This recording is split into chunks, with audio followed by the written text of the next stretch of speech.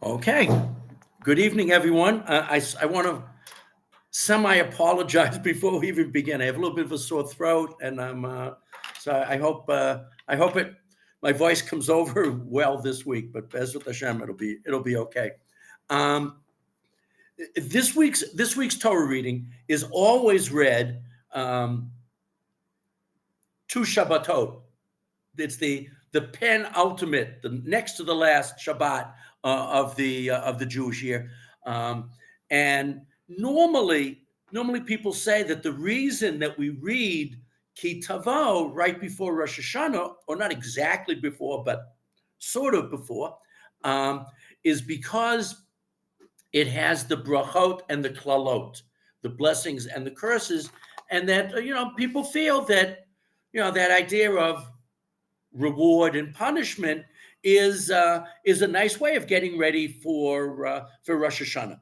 Next week we'll talk about why we read Vayelech Nitzavim before, but that we'll leave for next week.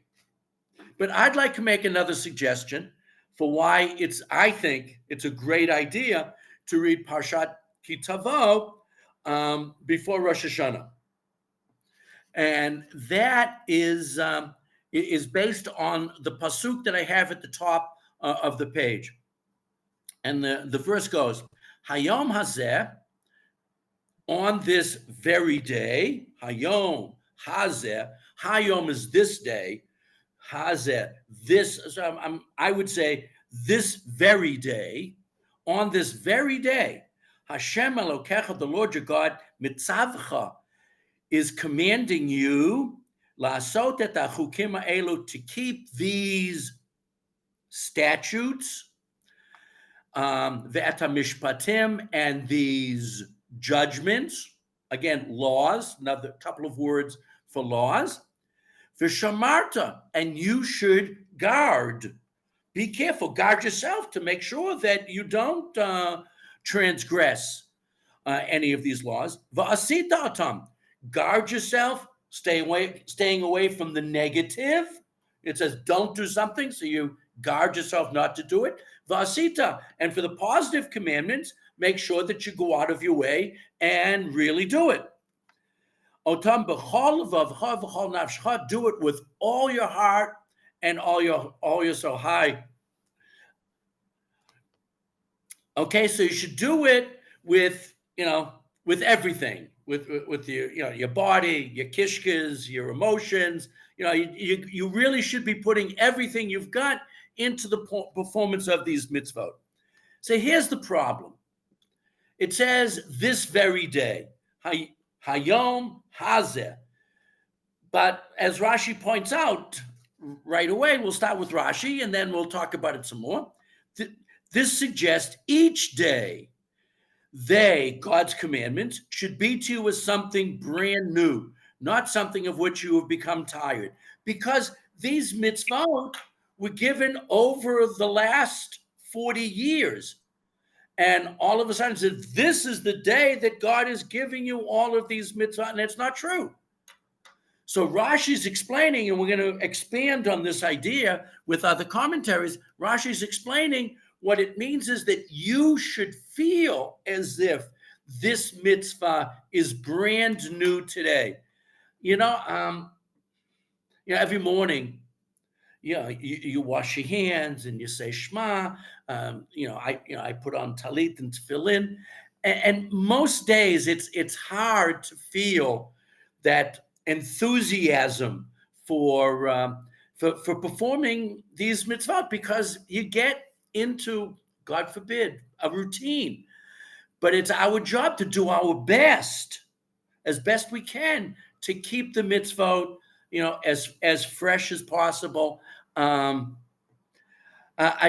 got to be honest. I like davening outside, and I think being outside, and sometimes you have to fight some of the noises and whatever. I think that I think I'm working harder at davening when I'm outside. I hope. But the point of Rashi is every day you should try to make the mitzvot as fresh and as vibrant and as meaningful as possible. Okay? So Hayom Hazeh. Now, the Ramban, I didn't put on the sheet, the Ramban said that actually this was the day that God had finished giving all of the mitzvot, that the last of the mitzvot given in the Torah was the mitzvah of the bikurim, the first fruits, and the tithes, and destroying the tithes that are left over, the maaser. And that was the end of the ritual laws in the Torah. And so what he's saying is, now that they've all been given, all 613 have been completed, we have to feel that this day they are brand new, and we have to do our best to keep them all. So in other words, it was a 40-year period that all of the mitzvot were given.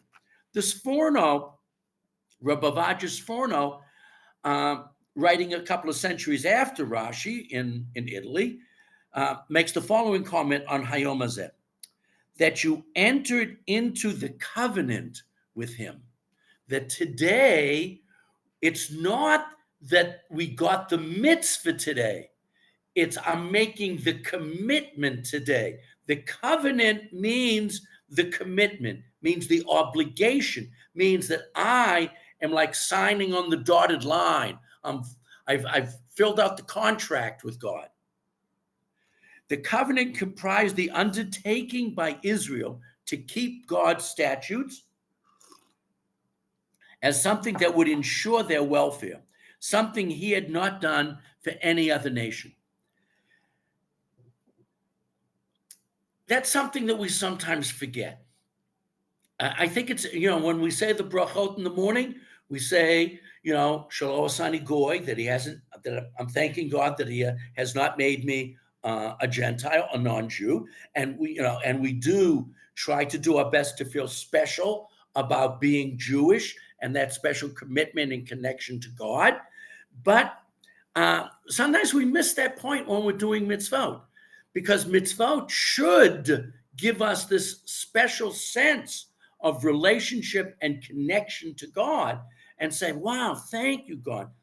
I know that these wonderful Gentiles that live around me, I hope they're nice people. They only have 7 mitzvot, and we have 613. And we should really feel that God has blessed us in this way. And it's a sign, an oath of our special relationship to Hashem. And then it says at the end of the verse, B'chol levavcha, with all of your heart, with all, we usually think of the heart as with all of your emotions.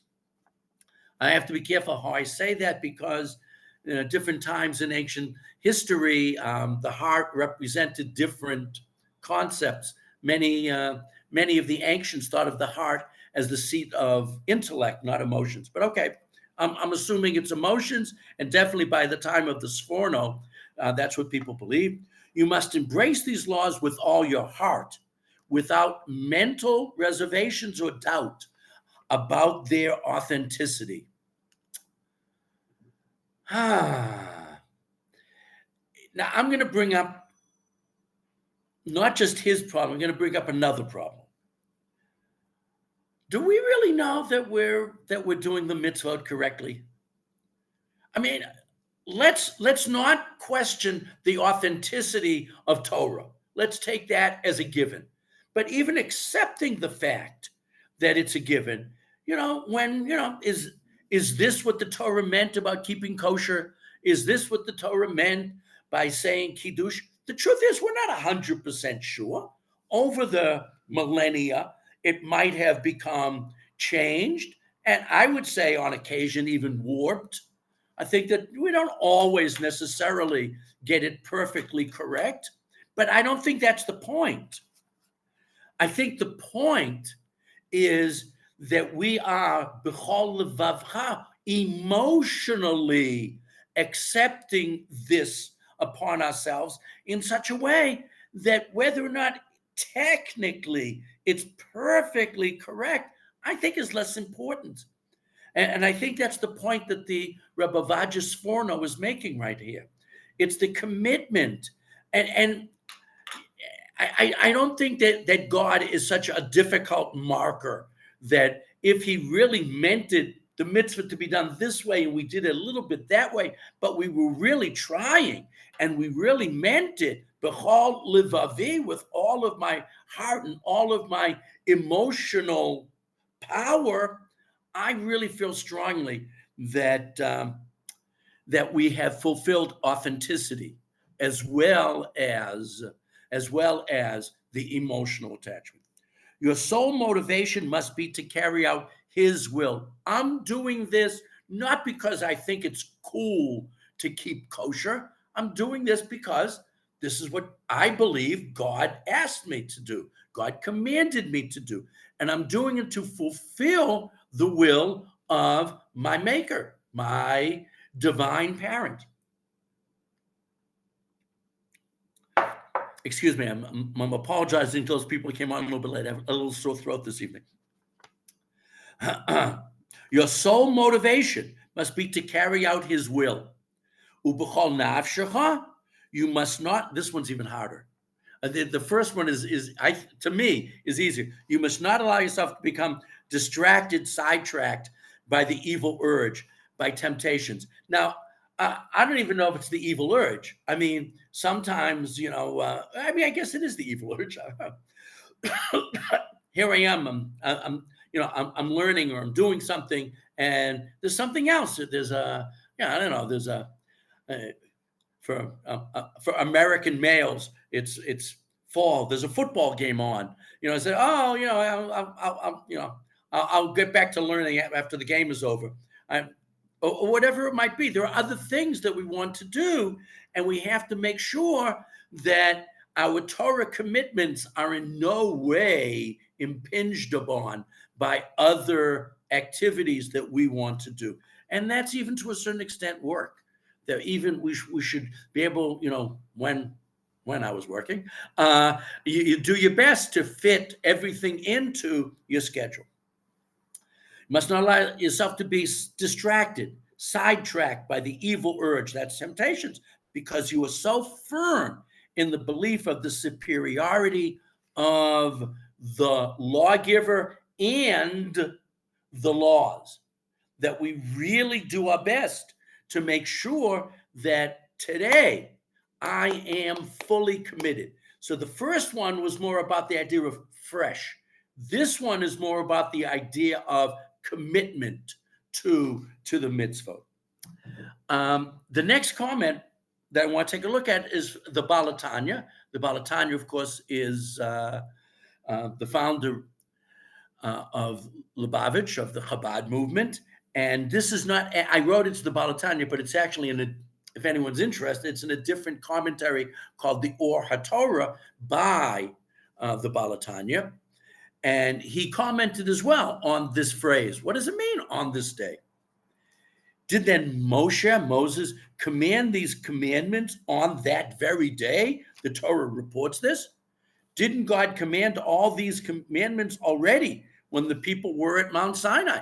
Wasn't this done 40 years ago?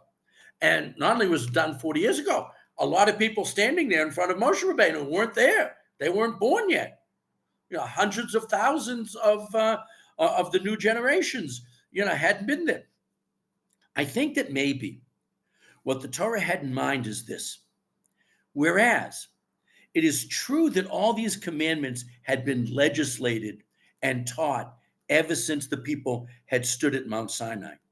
The commandments which pertained to the land of Israel had thus far been only in the realm of theory. Now, when I was reading this, I was thinking to myself, wow, it's like he's writing to Olim Chadashim. There are things that, when you live in New Jersey, right, or Connecticut, or wherever you came from, or London, a lot of this material is theoretical, a lot of mitzvot. whether it's Trumot or Maasrot or even, Birchat Ha'ilan. Some people said that saying the blessing on the trees is only in Eretz Yisrael. That a lot of these mitzvot, they were theoretical. That is, they had to be studied but could not yet be performed. Moshe says that as of this day, the day that he's addressing the people, the laws pertaining to the land of Israel were no longer in the sphere of theory, because very soon they're getting ready to cross the Jordan River. They are the first Olim Chadashim. They're ready to cross the river and get all their tu'udot, all of their documentation from the Misrad Panim, right? That as of the ages of but had begun to assume practical significance. I have to be careful. I'm going to cross over the river. Once I cross over the river, when I pick that date off the tree, I have to give Trumas and Maasrot. The fact of the matter is, if you eat in the field, you don't have to give Trumas and Maasrot. But I'm talking about, big gadol in the big picture, that once you start collecting the things and bringing them home, it's a different ball game. It's a whole different process for eating these materials than it was just before we crossed the Jordan River. The people might therefore view these commandments as if they had just been given to them. So we've now had three. Let me read the last sentence. The word hayom, this day, is not to be interpreted literally, but refers to an imminent period. In other words, they were within a few days of crossing in. Remember, the entire book of Devarim takes place in the last month before entering the Israel. By the time we get here, deep into Sefer Devarim, it's probably just a few days away from actually crossing the Jordan into Eretz Yisrael. And so we now have had three interpretations. The first one, Rashi, it's all about brand new. Sforno, it's all about commitment. The Balatanya says it's about actualizing the mitzvot. Now, when I first moved to Eretz Yisrael, I was living in Moshav Elazar. Now, Moshav Elazar doesn't exist anymore. It's no longer a Moshav. It's now a town in Gush Etzion, across Route 60 from Efrat, where eventually I moved. But I was in Elazar for a year first. And they had grapes that belonged to the Moshav, but the Moshav was not harvesting them. So they were open for anyone to take. And I picked the grapes and I took them back to my house, and I took Trumot and Maasrot. And it's like I took out this little sheet with instructions. How do you take the Trumot and Maasrot? You take a little bit of the fruit, and then you poda it on a coin, and then you save that coin. And eventually, when you've used it enough times, you throw the coin away. And I was really like, wow, this is so exciting. And I went to the Rav of the community that I'd gotten friendly with, Rav Reich. And he asked me a beautiful question. He said, did you say Shechianu? I said, no. And he said to me, Shechianu is really it's not an objective, it's a subjective bracha. If you really feel excited about a mitzvah, then you can say Shechianu just like you do on a new garment or a new possession. And he said, when you do a mitzvah for the first time, there's an excitement that really, really allows you to say the bracha of Shechianu. And I was like, wow, and that's what the Jews is, according to the Balatanya, that's what the Jews are supposed to be feeling at this moment. Even though these mitzvot were given years ago, they're performing them for the first time. And the first time you perform a mitzvah, that should feel really special and powerful, and should be a truly emotional moment. And so I really like this idea. And I know people that try to go out of their way to perform mitzvot that that we don't necessarily always do. And some of the agricultural mitzvah fit into this category. And if you do find a mitzvah that you're doing for the first time, please, if you feel excited and emotionally moved by the experience, say Shechianu, as well as the bracha on the mitzvah performance. So Chazal, our sages, as we're going to see in both a Gemara and a Midrash, had a slightly different take on this idea of today, and it's sort of going to shift our movement for the rest of this evening's class. And I want to first do the very famous Gemara at the end of Masechet Kedushin. And this, of course, is an idea that's very famous as people get ready for Rosh Hashanah. This Gemara is quoted almost verbatim in the Rambam in Maimonides' Laws of Repentance. And it's something that should be on our mind as we're getting ready for Rosh Hashanah, Yom Hadin, our day of judgment in 2 weeks' time.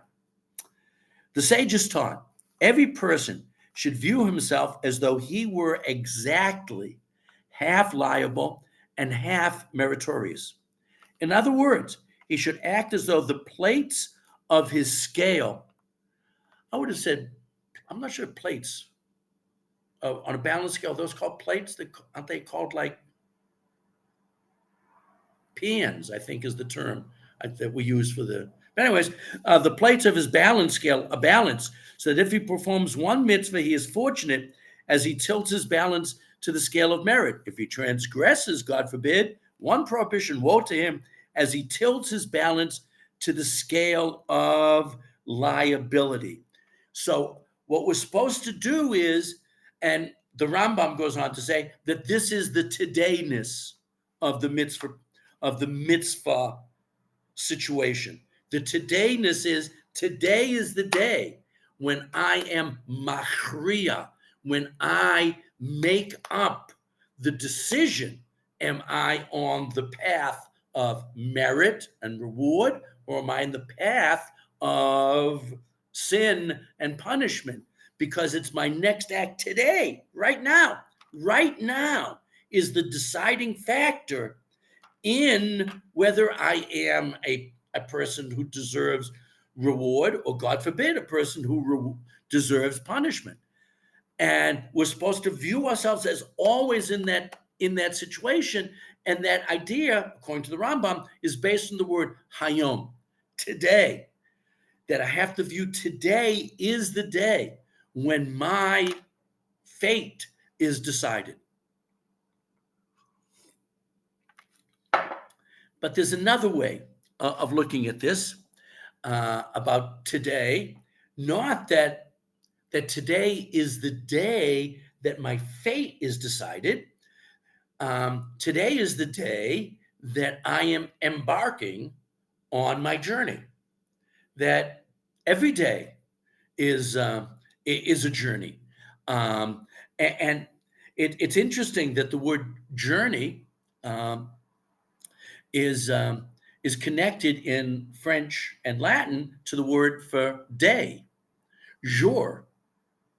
And every day, I always, when I took French in high school, even though I didn't do very well, I always found that that concept interesting. How the word for today is the same word, or the source of the word for a journey, and every day is a journey.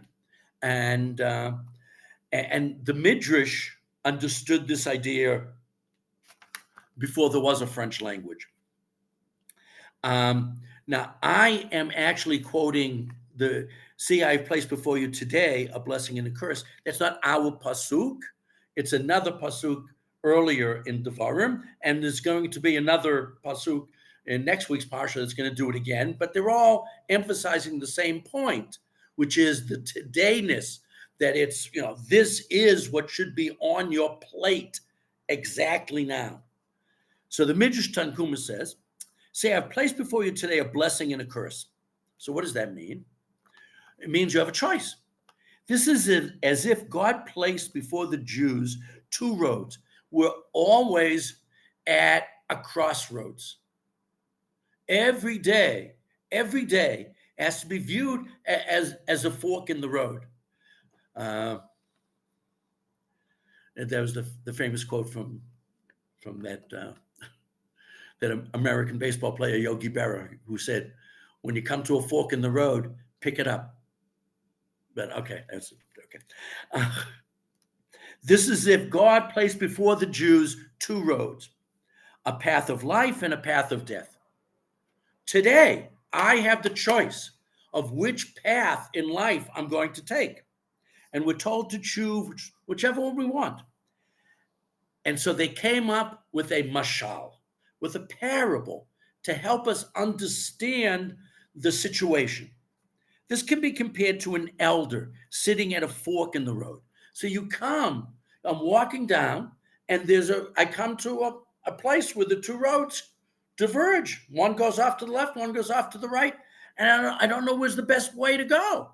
So there's an elder, a zaken, sitting there, and so I ask him, "What should I do?"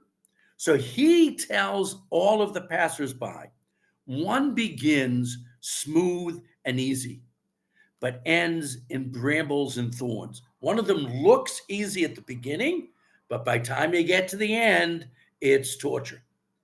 The other begins with thorns, with a difficulty, but ends smooth and easy. The difficult beginning will soon be smooth. The smooth beginning will soon be difficult. Similarly, Moshe tells the Jews, notice the wicked people who seem to prosper, but in the end, they will be pushed aside with no eternal rest and end up in the brambles, in the thorns. It looks like following the Torah and the mitzvot is the more difficult path, but it's not, because in the fullness of time, you see that the Torah and the mitzvot just help you make it through life in a successful, prosperous, fulfilling way.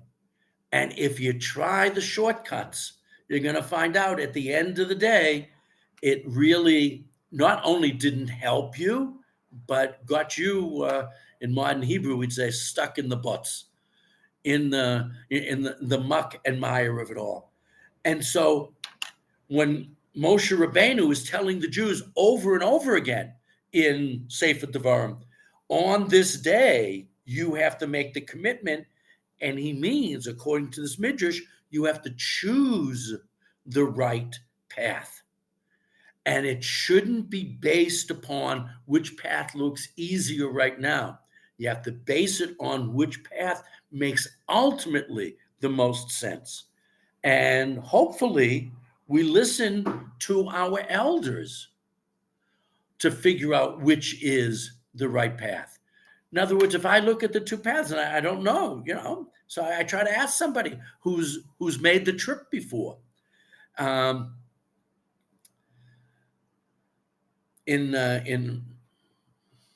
Ashrei every day, which theoretically every Jew should say 3 times a day, the pasuk for Dalet is dor ledor yishabach ma'asecha, from generation to generation. One praises your deeds. In other words, we know what to do by observing the previous generation. This is a very beautiful midrash, and I think to a great extent it describes a reality for the spiritual life, which is ask those that you respect, ask those who you look at and see them as someone who has lived a prosperous, a successful, a rewarding life. Ask them, and hopefully you'll find good advice from them as well. At the bottom of the first page is the Or HaChaim. This day, God commands you. When Moshe, when Moshe said these words, this was during the 40th year. It wasn't just during the 40th year. It was like within the last 2 weeks before they got into Eretz Yisrael. How could this be? since 40 years had elapsed since the Torah had been given, and nothing new had been added to the Torah since. I mean, didn't a lot of this stuff was given 40 years ago? None of that stuff changed. How should we feel that it's brand new today? So the Orach Chaim, Rabbi Chaim Atar HaKadosh says, the wording this day teaches that Torah legislation is to be considered as beloved in in the Hebrew. The beloved is ahuv, beloved from the word love, as if it had been given that very day at Mount Sinai. Regarding a similar statement in the wording of the Kriyat Shema, which we say, b'chol levavcha, b'chol nafshecha, b'chol miyodecha, and then we said, Asher mitzavcha hayom, which has been commanded to you this day. Our sages comment, this should be as fresh. Over there, the word is chadash. So it is ahuv and chadash for you, as if you had received them this very day. There is a reason why once the Midrash uses the word fresh, and another time it uses the word beloved. Sometimes we look at the mitzvot as chadash, fresh, new, revolutionary. And sometimes we look at them as ahuv, beloved, affectionate, as how we are to relate to Torah legislation. People's reaction to certain phenomena vary not individually, but also governed by what his eyes behold. Okay, so my reaction is my own reaction, but it's to a certain extent controlled, governed by what I see. Okay. You missed out a few words then. I'm sorry? You missed out a few words. But also affected by prevailing attitudes in different generations. Oh, yeah. I don't have that on my text. I redid the text a little bit, but you're right. It did do that, but I put it back in on the sheet that I sent out. Mine was an emendation. Thank you. And it does reflect. Thank you. It does reflect different experiences of different generations. Okay. I mean, for our generation, this is so simple for us to imagine. We think about how did people think about Torah back in Europe, before World War II, before the Shoah. How do we look at Torah after? How do we look at Torah before Hakamat HaMedina, the beginning of the state? How do we look at it after? Now, we live in a generation where things have moved fast, and we can understand how there would be different perspectives from different generations. Man's heart has a tendency of being governed by what his eyes behold. Definitely true. I mean, your experiences and your visceral reactions to things, are different based upon where you are and who you are. When something is within the range of vision, he is liable to remember it. Whereas as soon as it is out of sight, he tends to lose focus and forget it. Out of sight, out of mind. This lesson applies particularly to periods when the Jews are in exile and miracles do not manifest themselves. We are therefore exhorted, begged by the Torah to relate to the Torah with the same degree of fondness as we did when we were a sovereign nation in our own land. In other words, the very experience of the revelation at Sinai is to be recalled by us every time we study any of the laws of the Torah and do our best to see all of these laws in their proper perspective. In other words, sometimes we have to remind ourselves that this is fresh and new and we enjoy doing it and it's exciting. Sometimes we have to work on the nature of it being truly emotionally fulfilling, beloved in that sense. And everybody has to activate different aspects of their emotions when doing mitzvot, hopefully to do them better, by doing it in the perspective of where he is. I have to be honest. I think it's easier for us a little bit, especially here in Eretz Yisrael. But I think for our generation, I think it's easier for us than it was for a lot of our parents or people that just came a little bit before us. If you're, the European experiences and tragedies turned a lot of people off to Torah, while the modern Israel experience and a sense of maybe we're moving towards the Geula, we're moving towards a more successful Jewish presence in the world. It makes a little bit, but so we have to use our emotions to make sure that we're connected as strongly to the mitzvot, no matter what outside situations are going on. I mean, this past year has been pretty tough, but we have to, keep up the psychic energy to make sure that we do the mitzvot with all of our with all the strength and all of our ability. This next comment, I want to do it very, very quickly because I want to get to Rabbi Lichtenstein.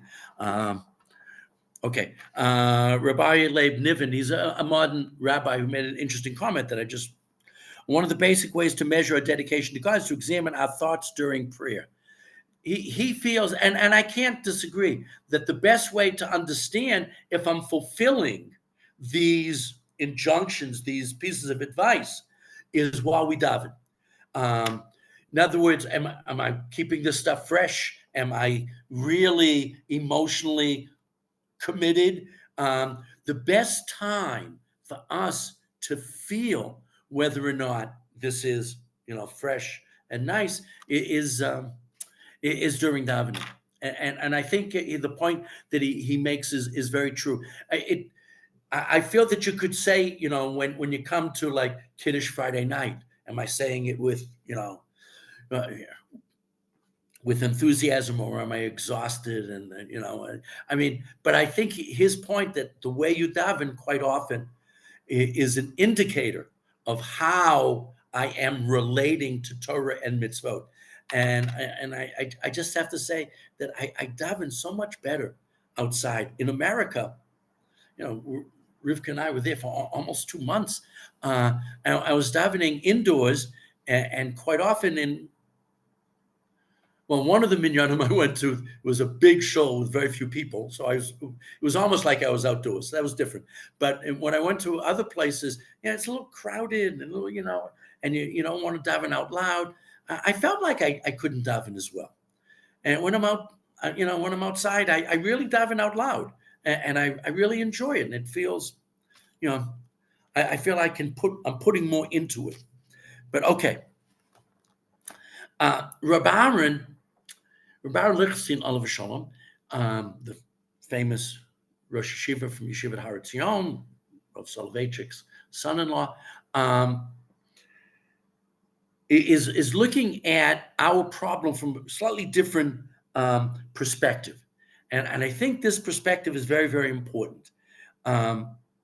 He's saying that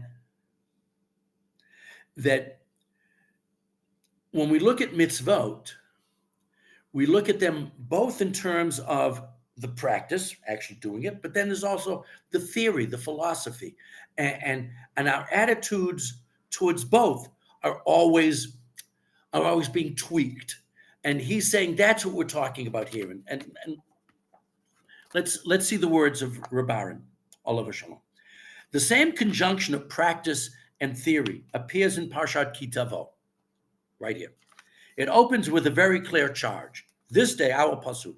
This day, God commands you to observe all these statutes and judgments. Take care to fulfill them with all your heart and with all your soul. Here, heart and soul does not describe how one should fear and love God, but rather how one should observe the statutes and judgments. In other words, we talk, that's talking about how you should fear and love God with all of your intellect, emotions, with your kishkas, with all that you've got. Okay? Here, it's talking not about my connection to God so much, it's talking more about my actual performance of the mitzvot. Okay? Continuing, you have distinguished the Lord today to be your God and to go in his ways. That's coming up a couple of psukim later. This is the acceptance of the majesty and yoke of heaven. So there's two different things. There is acceptance of God as my God emotionally and intellectually and philosophically. And then there's the more practical, actual performance of the mitzvot. How much energy do I put into those performances? And Rabbi Aaron is like separating them into like two different areas. Okay. And in both of them, we see this concept of b'chol levavcha b'chol nafshecha, as well as imitate idei, which is also the concept of trying to imitate God. Mahu rachum afatar rachum. Just as God is compassionate, so should you be compassionate. The part of our mitzvah performance should be to act almost godlike, to follow the behavior patterns of a Kadosh Baruch Hu, along with the acceptance to observe the statutes. So Rabbi Aaron is saying there's two different things going on. One is very philosophic, one is quite practical and pragmatic. That conjunction to both follow his statutes, commandments, judgments, hearken to his voice, that conjunction, which runs like a thread through the Torah, is the quintessential center of Torah existence and sensibility. It's that double commitment. It's one's my heart and the other's my hand, or you could say my head and my hand, right? How do I think and how do I act? Okay. This is true of the service of God generally and of teshuvah specifically. In the parsha of Tshuva in Nitzavim, which we'll read next week, we encounter a similar conjunction. For you shall obey the Lord your God to observe his commandments and statutes. For you shall return to the Lord your God with all your heart and all your soul. So one is doing more mitzvot or doing mitzvot better. The other one is somehow connecting to God. We've got two different issues going on simultaneously, Rabbi Aaron is pointing out.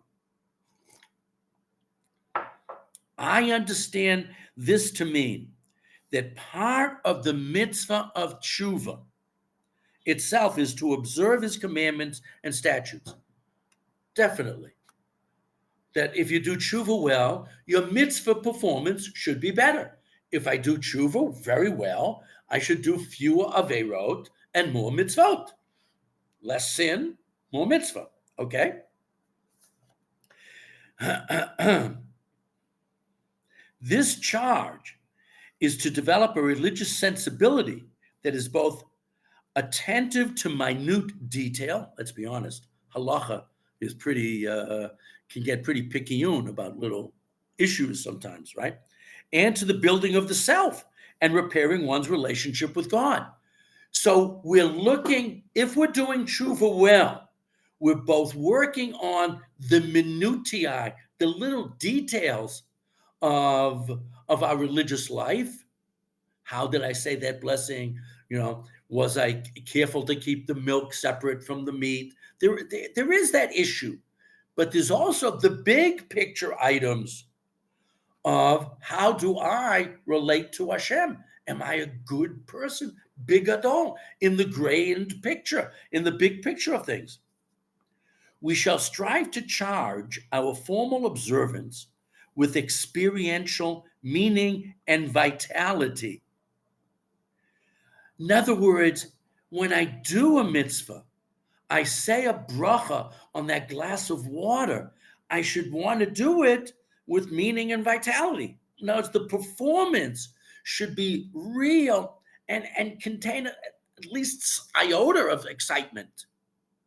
We shouldn't be doing it just out of rote. We should try to make it meaningful. And we shall strive to lend substantive body to a passionate and committed mode of tshuva to be guided and inspired by halachic observance.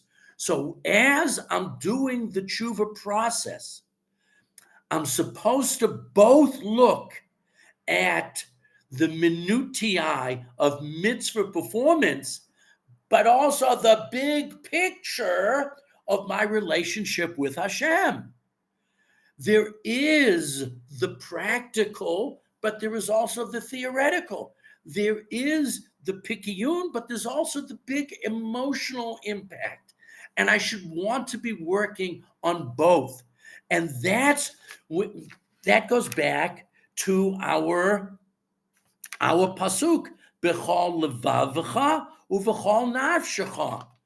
I should be accepting Torah today with the entirety of my being, which means my physical being to make sure I did the mitzvah exactly right, but also with my heart and soul to really feel committed to this observance.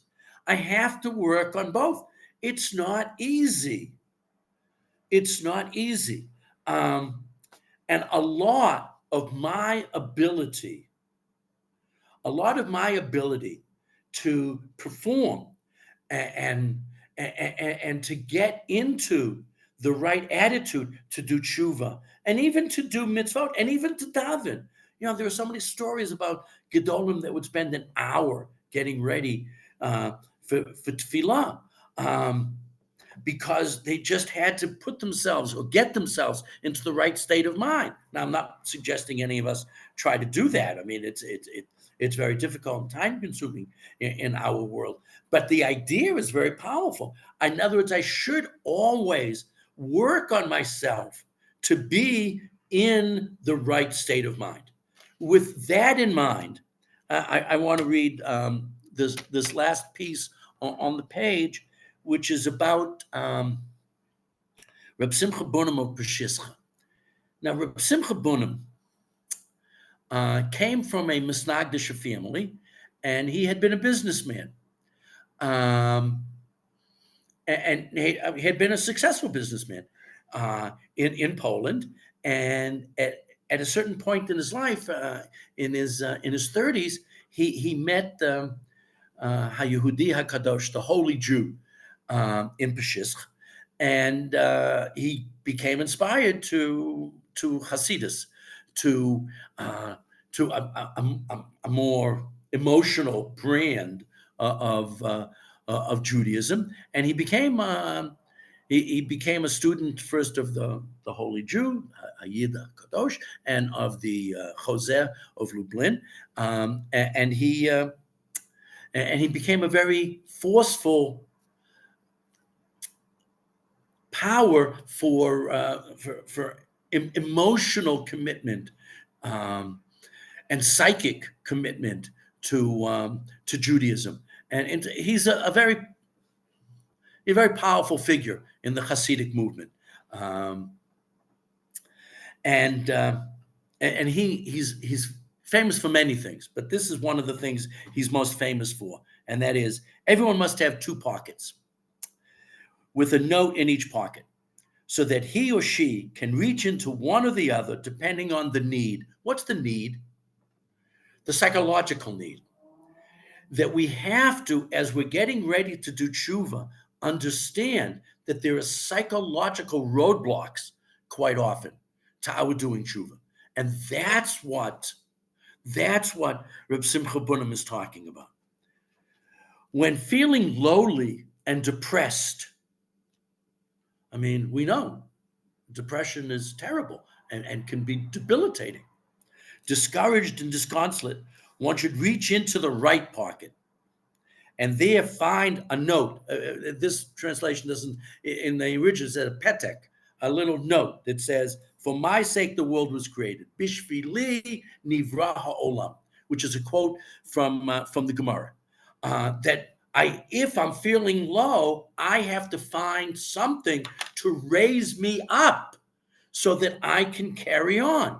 Because when you're low and depressed, it just freezes you. It just makes it impossible for you to move forward. So I have to find something to help my self-esteem. Rav Tversky, Rav Abraham Tversky, Oliver Shalom, that you people in Ashkelon got to see periodically because he had kids there in town, and he was there quite a bit toward the end of his days.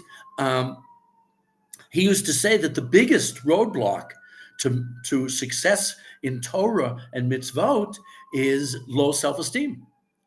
And when you're in that moment of low self-esteem, you should take out that piece of paper and say, the world was created for me. God loves me. I do have worth. On the other hand, sometimes what happens, but when feeling high and mighty, when I get that terrible thought in my head, I'm better than somebody else, one should reach into the left pocket and find the famous words said by Avraham Avinu. Anochi afa ve'efer, I am but dust and ashes. When who am I to talk to you, God? And so we always have to find those ideas and things that are going to motivate me. And I have to first see what it is that's stopping me from emotionally and spiritually moving forward. Sometimes it's my ga'ava. Sometimes it's my ego. And I need that note to remind me, hey, you're not so big. And other times it's my depression. Who am I? They asked me to be the chazan. I don't have any right to lead this minyan. These people are so much better than me, and that can also be a roadblock to spiritual improvement. And under those circumstances, you got to remind yourself, the world was created for me. God put me here. So, anyways, I happen to have loved this idea, and 10 years ago, I actually made coins that had these two quotes on it, and I after 10 years, I eventually ran out of them. But while I was in America, I made new coins, and so on one side it says, "The world was created for me," and on the other side it says, "I am but dust and ashes." So I'm hoping I'm going to make it down to Ashkelon before too long. And anyone who's interested in keeping one of these coins in their pocket to help them motivate themselves when either they feel a little high and mighty or they feel a little low and depressed, I like to follow this particular teaching of Reb Simcha Bunim. And I hope before Rosh Hashanah I'll get a chance to give everybody a coin or two to keep in your pocket or purse, and remind yourself, every day I have to move forward, and I have to do all the things needed to keep that momentum in the positive road, to keep that force of my life into a productive mode, to be a better Jew, a better human being, and hopefully feel that my tshuva experience really works, and we can face the world with the energy needed to get through the challenges that life sends our way. I like to think that the mitzvot are here to help us meet that challenge, not to be a roadblock to to meeting those challenges. So that's hopefully an idea to help us get ready for Rosh Hashanah. And I thank everyone for joining this evening. Can let people know that Be'ezrat Hashem tomorrow the recording will be up. So good to see everybody. Thank you very much. Thank you, Rabbi. Wonderful. Erev Tov to everybody. Erev Tov. Your Rabbi. Bye-bye.